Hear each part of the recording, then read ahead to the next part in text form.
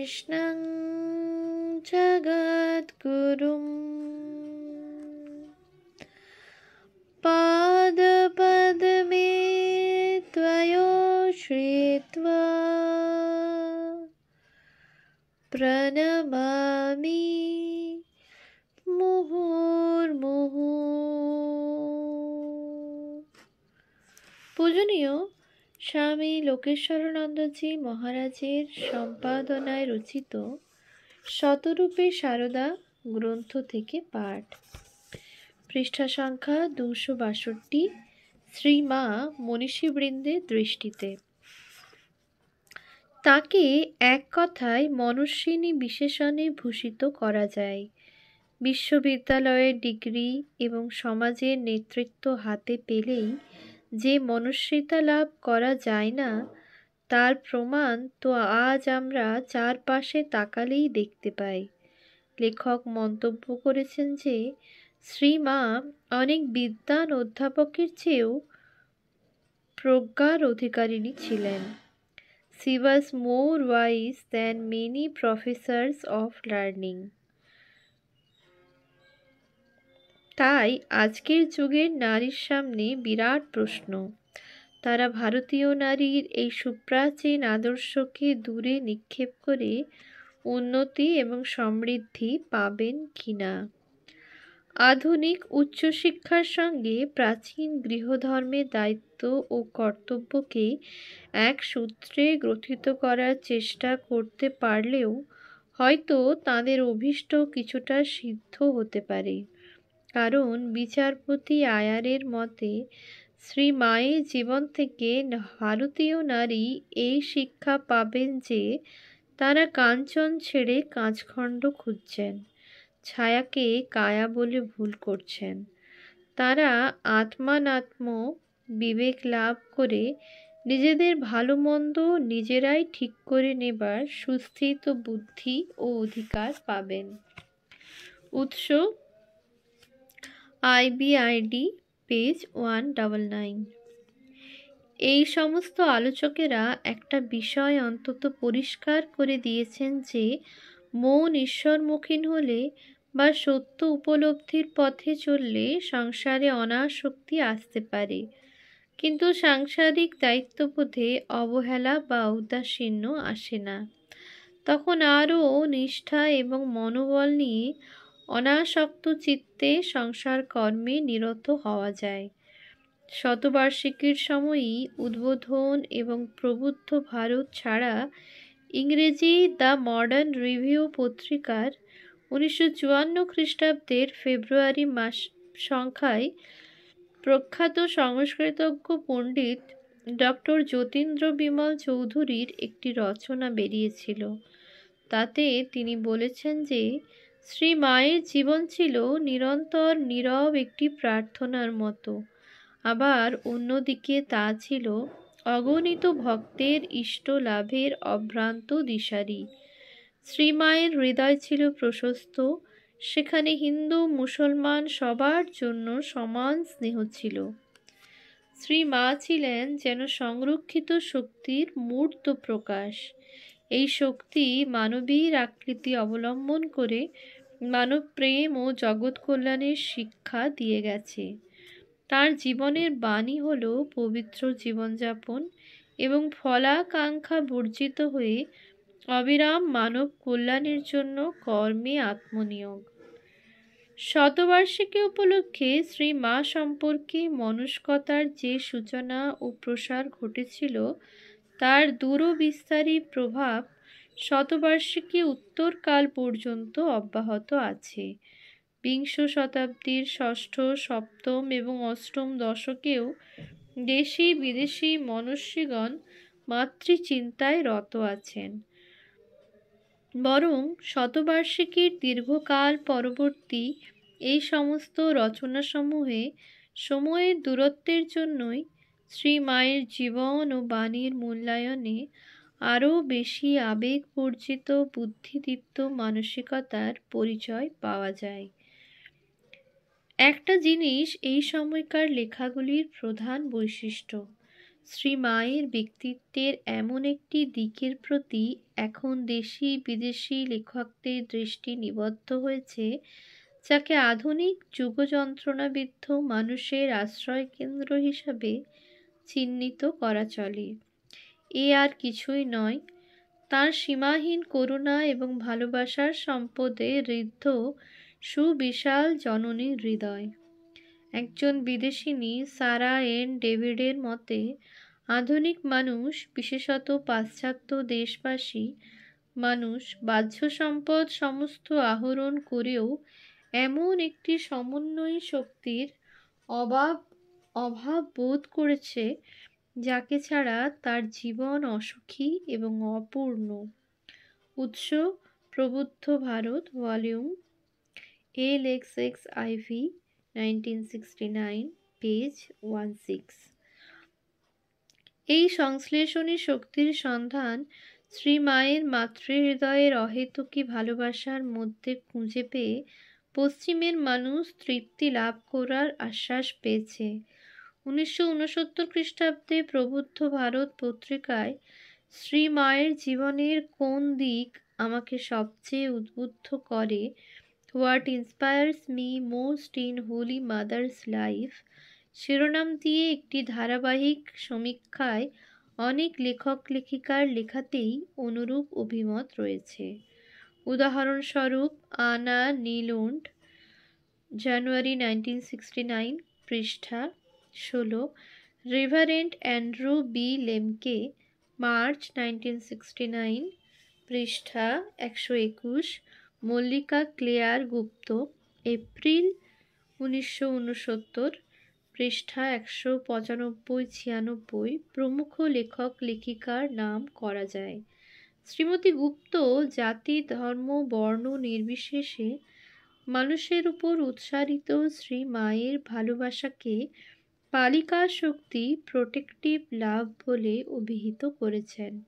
এই ভালোবাসার শক্তিতেই এ যুগের দ্বন্দ্বদীর্ণ মানুষ সংকট উত্তরণের পথ খুঁজে পেতে পারে।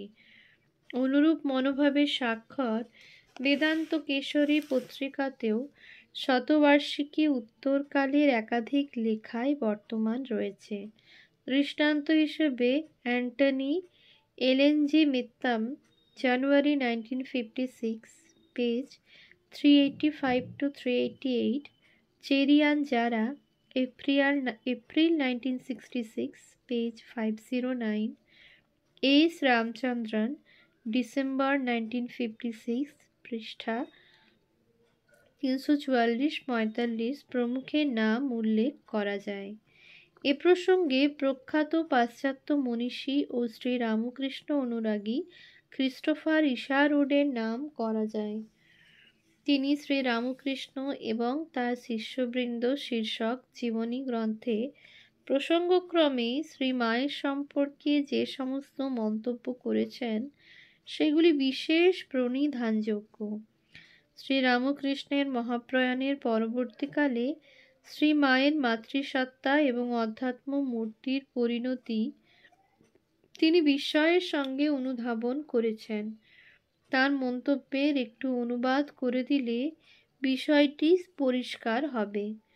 তার মতে, যে লাজুক তরুণ বয়স্কা শ্রীরামকৃষ্ণ পত্নী এমনকি ভক্তদের কাছ থেকে নিজেকে আড়াল করে রাখতেন, তিনি এখন সকল কৃপাপ্রার্থীর কাছে সহজলভ্যা হয়ে উঠলেন, অথচ তাঁর আচরণে কোনো কর্তৃত্বের মনোভাব ছিল না। নিজের অভিমতকে অন্যের উপর চাপিয়ে দেওয়ার চেষ্টা ছিল না। শ্রীমায়ের ভক্তরা তার সহজ সারল্যে অভিভূত হয়ে যেতেন। উৎস: Ramakrishna and his disciples, Christopher Isherwood, অদ্বৈতা আশ্রম, ক্যালকাটা, 1980, পেজ 314। এরপর ইশারুড তাঁর মাতৃসত্তা এবং অধ্যাত্ম গুরুর ভূমিকার গুরুত্ব এবং শ্রীরামকৃষ্ণের ইতস্তত বিক্ষিপ্ত ত্যাগী সন্তানদের ভালোবাসার সূত্রে বেঁধে রেখে শ্রীরামকৃষ্ণ সংঘের প্রথম পর্বের ভিত্তিটি সুদৃঢ় রাখার মূল্য নির্দেশ করেছেন। বিংশ শতাব্দীর সপ্তম দশকে শ্রী মা সম্পর্কে পূর্বে বিভিন্ন পত্রপত্রিকায় প্রকাশিত নানা গুণীজনের রচনার একটি প্রয়োজনীয় সংকলন গ্রন্থের প্রকাশ করেছেন নন্দ মুখোপাধ্যায়। গ্রন্থের ভূমিকার্থে সংকলক বর্তমান যুগের পরিপ্রেক্ষিতে শ্রী রামকৃষ্ণ শ্রী মায়ের পারস্পরিক শ্রদ্ধা ও সম্প্রীতিপূর্ণ দাম্পত্য জীবনের তাৎপর্য সংকলিত রচনাসমূহের আলোকেই বিচার করার চেষ্টা করেছেন এবং সর্বশেষে এই অভিমত ব্যক্ত করেছেন যে সমাজের সত্যিকার সমৃদ্ধি নারী পুরুষের সুষ্ঠু সমন্বিত সম্পর্কের উপরই নির্ভরশীল, কারণ নারী পুরুষ পরম ব্রহ্ম বা সত্যেরই দুই বিভিন্ন প্রকাশ। সর্বশেষে যুক্ত করা যেতে পারে এই কালের বিশিষ্ট কথাশিল্পী অচিন্ত্যকুমার সেনগুপ্তের রচনা থেকে একটি খণ্ডাংশ। অচিন্ত্যকুমার বলেছেন, ভগবানকে যাতে আমরা অহেতুক ভালোবাসতে পারি তারই জন্য শ্রীরামকৃষ্ণ মা মন্ত্র রচনা করেছেন। আর তিনি শুধু মন্ত্রই দেননি, সঙ্গে সঙ্গে দিয়েছেন তার বিগ্রহ। মা মন্ত্রের ঘনীভূত মূর্তি হচ্ছেন শারদামণি। শ্রীরামকৃষ্ণের সমস্ত বাক্যের ব্যাখ্যা, সমস্ত কর্মের মূল মর্ম। সংসারে সঙ্গও আছে, সারও আছে, মায়াও আছে, বস্তুও আছে। সার যদি কিছু থেকে থাকে তবে তা মাতৃত্ব ছাড়া আর কি? আর এই সার যিনি দেন তিনিই সারদা, শ্রীরামকৃষ্ণের সমস্ত সাধনার সারভূত প্রতিমা। মা যখন সন্তানকে মারেন, সন্তান তখনও মাকেই জড়িয়ে ধরে, তখনও মা মা বলেই কাঁদে, কেননা সে জানে যে নয়ন তিনি অশ্রু দিয়ে ভরেছেন, সেই নয়নই তিনি বারবার স্নেহ চুম্বনে ভরে দেবেন। উৎস: পরমা প্রকৃতি শ্রী শ্রী শারদামণি, অচিন্ত্যকুমার সেনগুপ্ত, সিগনেট প্রেস, কলিকাতা, একাদশ সংস্করণ, 1384, পৃষ্ঠা 7। ভূমিকা। উপসংহার: শতবার্ষিকীর পরিমণ্ডলে প্রণীত ও সংকলিত গ্রন্থ এবং প্রবন্ধসমূহের দুটি সাধারণ লক্ষণ বর্তমান। কয়, একদিকে আছে অনুরাগ ও ভক্তি বিনম্র প্রশস্তি বাচন। খ, অন্যদিকে বিভিন্ন দৃষ্টিকোণ থেকে শ্রী মায়ের জীবন ও আদর্শের মূল্যায়ন। এইসব মূল্যবিচারের ক্ষেত্রে স্বভাবতই একাধিক লেখায় পুনরুক্তি থাকলেও দৃষ্টিভঙ্গির বিভিন্নতা ও স্বাতন্ত্র্যই মুখ্য হয়ে উঠেছে। শতবার্ষিকী অনুষ্ঠিত হয়েছিল স্বাধীনতা উত্তর বাংলা ও ভারতের এমন এক প্রেক্ষাপটে যখন সদ্য স্বাধীন দেশ নানা সমস্যায় আকীর্ণ। একদিকে দেশ বিভাগ এবং জাতিবৈরিতার অভিশাপে দগ্ধ হৃদয় বাংলাদেশ, অন্যদিকে দ্বিতীয় বিশ্বযুদ্ধোত্তরকালের দুর্নীতি ও আদর্শ ভ্রষ্টতায় স্বাধীনতা প্রাপ্তির আনন্দোচ্ছ্বাস বিগত প্রায়। এরকম লগ্নে একটি ইতিবাচক আদর্শ এবং অনুসরণযোগ্য জীবন শ্রী শ্রী মায়ের মধ্যে বুদ্ধিজীবীগণ অনুসন্ধান করেছেন এবং তা তার মধ্যে দেখতে পেয়ে আশ্বস্ত হয়েছেন। সেই আশ্বাসের সানন্দ অভিজ্ঞতার কথা দেশবাসী এবং বিশ্ববাসীকে জানিয়ে তৃপ্তি লাভ করেছেন। শতবার্ষিকী প্রবন্ধাবলীর সবচেয়ে উল্লেখ্য বৈশিষ্ট্যই হল বুদ্ধিজীবী মহলের একটি ইতিমূলক জীবন আদর্শ সন্ধানের তীব্র আকাঙ্ক্ষা। এই আকাঙ্ক্ষায় শ্রী মায়ের স্মরণ অনুষ্ঠানসমূহ যেমন মর্যাদাপূর্ণ হয়েছে, তেমনি সাময়িক বিক্ষিপ্ত এবং বিক্ষতচিত্ত দেশবাসী বুদ্ধিজীবীবৃন্দের মাধ্যমে একটি সরল অনাড়ম্বর অথচ অনুসরণীয় জীবনে পরম আশ্বাস ও প্রাপ্তির ছবি দেখতে পেয়েছেন।